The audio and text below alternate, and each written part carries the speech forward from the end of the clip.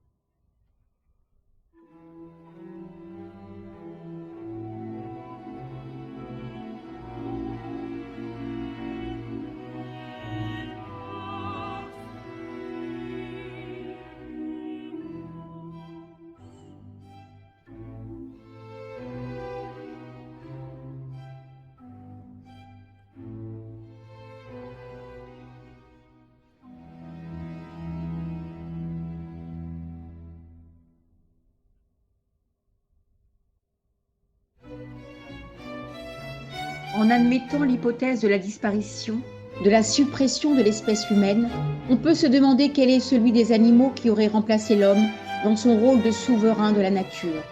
À cette question, nous répondrons avec assurance que l'être animé qui aurait pris en l'absence de l'homme la direction suprême de la création, c'est l'éléphant.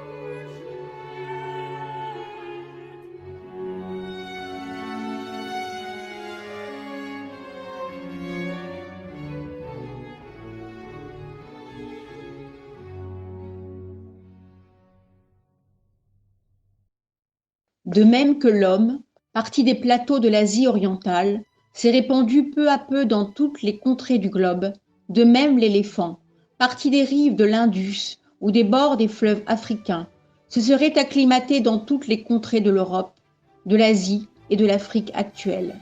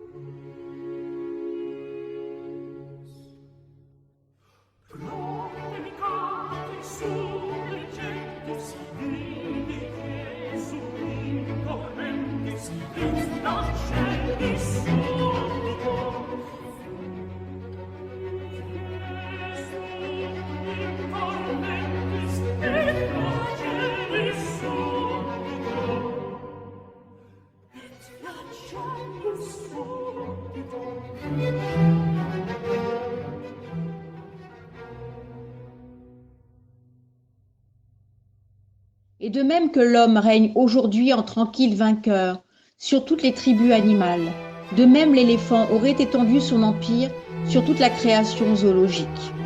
Qu'a-t-il fallu à l'homme pour assurer sa victoire sur le reste des habitants du globe? La main et l'intelligence. Nous n'examinerons pas si l'homme possède la main parce qu'il possède l'intelligence, ou si son intelligence, comme le voulaient les philosophes sceptiques du dernier siècle, n'est que le résultat de l'existence de la main. Prenons les deux éléments tels qu'ils sont, sans rechercher leur dépendance mutuelle, et disons, avec tous les naturalistes, que l'intelligence et la main sont les causes de la suprématie de l'homme.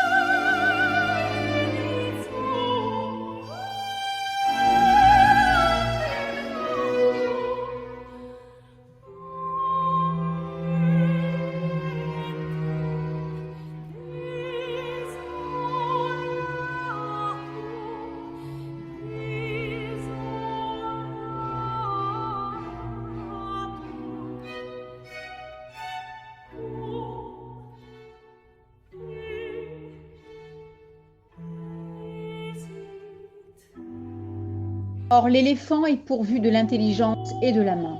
La main est même disposée d'une manière plus commode et plus efficace chez l'éléphant que chez l'homme. Elle est posée à l'extrémité d'une sorte de bras extrêmement long et prodigieusement flexible, vulgairement désigné sous le nom de trompe. Les latins se servaient pour désigner la trompe de l'éléphant des mots brachium et manus. En effet, on peut comparer cet organe au bras pour sa force et à la main pour sa souplesse.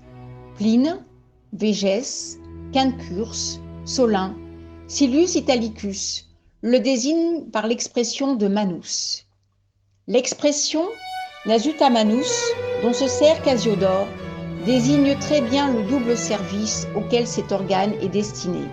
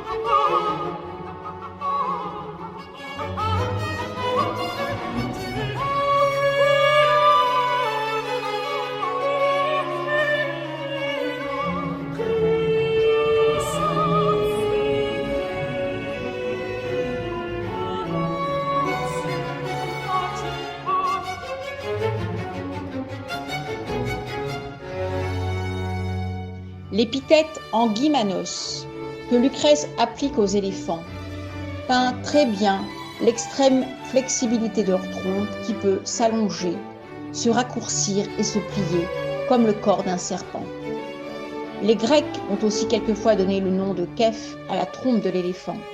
Ce mot est employé dans ce sens par Diodore, Élienne et Philostrate. La nature a donné la trompe à ce quadrupède en place de la main, dit un poète d'une époque plus récente. Cette assimilation de la trompe de l'éléphant à une main est très juste.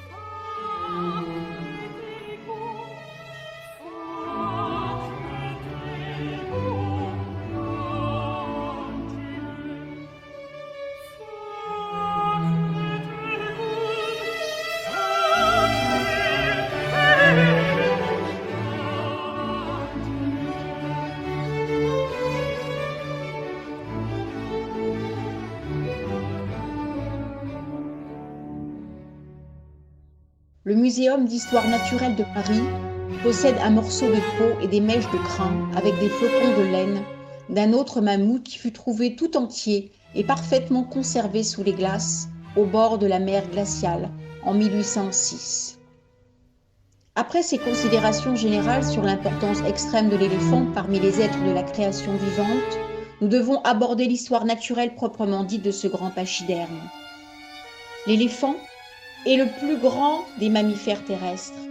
Si la taille jointe à la force donnait droit à la domination, l'éléphant aurait été le roi de la terre. Les proportions de l'éléphant sont lourdes et massives, mais sa physionomie est noble et même imposante. Ce géant de la création a reçu en partage, et ceci le rapproche encore de l'homme, un crâne énorme, bien que les dimensions du cerveau ne répondent pas à l'excessif développement de la boîte crânienne.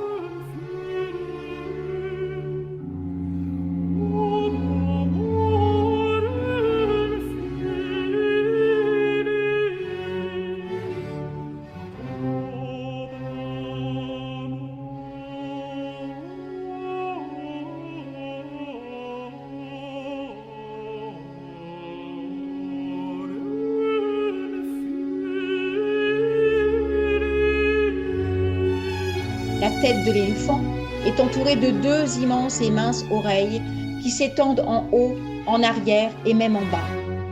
Elles lui servent d'éventail contre la chaleur. L'œil est très petit, car il n'a pas le tiers de la grosseur du globe de l'œil de bœuf, si l'on compare la grandeur de ces deux animaux. La bouche est également petite et presque entièrement cachée derrière les défenses et la base de la trompe. Cette trompe n'est autre chose que le nez prolongé d'une façon démesurée, en forme de tube, et qui se termine par les ouvertures des narines.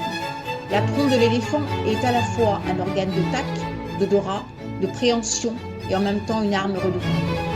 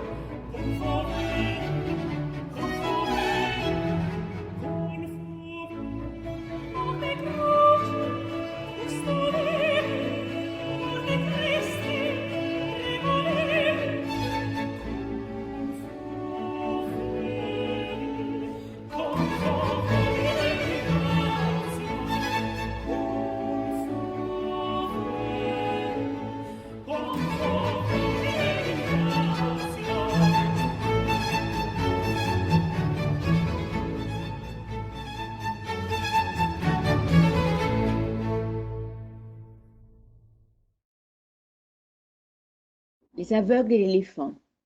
Un jour de grand soleil, 6 aveugles instruits et curieux désiraient pour la première fois rencontrer un éléphant, afin de compléter leur savoir.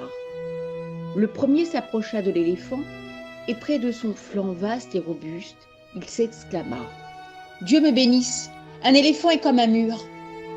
Le deuxième, tâtant une défense, s'écria : « Oh, oh, rond, lisse et pointu. Selon moi, cet éléphant ressemble à une lance. » Le troisième se dirigea vers l'animal, prit la trompe ondulante dans ses mains et s'écria : « Pour moi, l'éléphant est comme un serpent. » Le quatrième tendit une main impatiente, palpa le genou de l'éléphant et décida qu'un éléphant devait ressembler à un arbre. Le cinquième, ayant touché par hasard l'oreille de l'éléphant, dit : « Même pour le plus aveugle des aveugles, cette merveille d'éléphant est comme un éventail. » Le sixième chercha à tâtons l'animal et, s'emparant de la queue qui balayait l'air, perçut quelque chose de familier. « Je vois, dit-il, l'éléphant est comme une corde. » Les 6 aveugles discutèrent longtemps avec passion, chacun défendant sa perception de ce que pouvait être un éléphant. Ils avaient bien du mal à s'entendre. Un sage qui passait par là les entendit se disputer et demanda : « Que se passe-t-il ? Quel est l'objet de vos échanges si passionnés ? Nous n'arrivons pas à nous mettre d'accord sur ce que peut être un éléphant et à quoi il peut ressembler. » Chaque aveugle expliqua sa perception de ce que pouvait être un éléphant. Après avoir écouté chaque aveugle, le sage dit : « Si chacun décrit l'éléphant de manière différente, c'est parce que chacun a touché une partie différente de l'animal. L'éléphant a réellement les caractéristiques que vous avez tous décrites. Et si vous rassemblez l'ensemble des caractéristiques de ce que vous avez donné, vous pouvez avoir une représentation de l'animal dans son ensemble. » « Oh !» s'exclama chacun. Et la discussion s'arrêta net. Ils furent tous heureux d'avoir dit la vérité, car chacun détenait une part de cette réalité et heureux d'avoir contribué à la construction d'une réalité plus grande que la seule addition des caractéristiques apportées par chaque aveugle. La vérité n'est jamais le résultat d'un seul point de vue ou d'une seule perception. Une vérité nouvelle peut émerger des mises en commun des vérités individuelles. De cette mise en commun peut naître une perception globale qui inclut et transcende l'ensemble des vérités individuelles. C'est le principe de la collaboration générative.